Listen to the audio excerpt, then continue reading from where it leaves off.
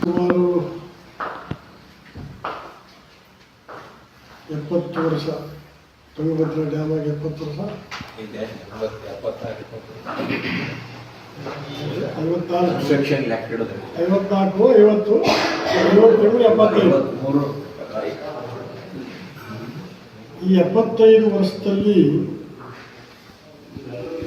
ನಮಗೆ ಹೆಚ್ಚು ನೀರು ದೊರೆತಿರುವಂಥ ಈ ಒಂದು ಕಾಲಘಟ್ಟದಲ್ಲಿ ಅದು ಕೃಷಿ ಇರ್ಬೋದು, ನಮ್ಮ ನೀರಿನ ಬಳಕೆ ಇರ್ಬೋದು,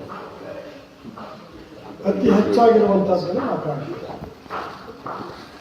ಅತಿ ಹೆಚ್ಚಾಗಿರುವಂಥದ್ದು ಅದು ಕಲ್ಮಶಗೊಂಡು ಎಲ್ಲಿ ಹೋಗುತ್ತೆ ಅಂದರೆ ಪುನಃ ನದಿಗೆ ಹೋಗುವಂಥ ಒಂದು ವ್ಯವಸ್ಥೆ ನಮ್ಮಲ್ಲಿ ಕಂಡಿರ್ತದೆ.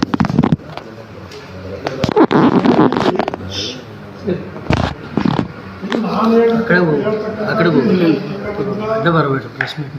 ವ್ಯಾಪ್ತಿಗೆ ಒಳಪಟ್ಟಿರ್ತಕ್ಕಂಥದ್ದು ಅಷ್ಟೇ ನಾವು ಹೇಳುವಂಥದ್ದು. ಕೆಲವು ತಿಂಗಳಿಂದ ಸಿಂಧೂರಲ್ಲೇ ನಾವು ಈ ಒಂದು ವಿಚಾರವನ್ನು ಕುರಿತು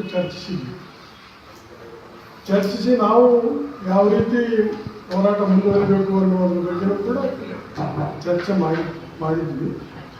ಆದರೆ ನಾವು ಅದನ್ನು ಮುಂದುವರಿಸಲಿಕ್ಕೆ ಆಗಲಿಲ್ಲ. ನನಗನ್ನಿಸ್ತದೆ ನಮ್ಮ ಕಲ್ಪನೆಯ ಅನುಸಾರ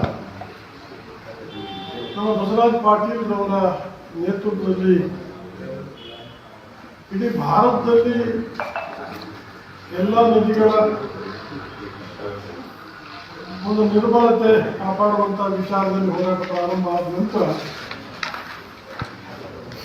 ಬಸವರಾಜ ಪಾಟೀಲ್ ಅವರು ಮತ್ತು ಅವರ ಜೊತೆಗೆ ಸೇರಿರ್ತಕ್ಕಂಥ ನಿರ್ಮಲತೆ ಅಭಿಯಾನ ಸಮಿತಿ ಘೋಷಣೆ ಮಾಡಿಕೊಂಡು ತುಂಗಭದ್ರಾ ಪ್ರಾರಂಭದಿಂದ ಕೊನೆಯವರೆಗೂ ಕೂಡ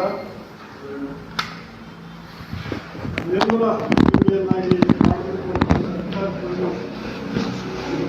ಮಾಡಿರ್ತಕ್ಕಂಥದ್ದು ನನಗೆ ಬಹಳ ಸಂತೋಷವನ್ನು ಪಡೆದಿದೆ.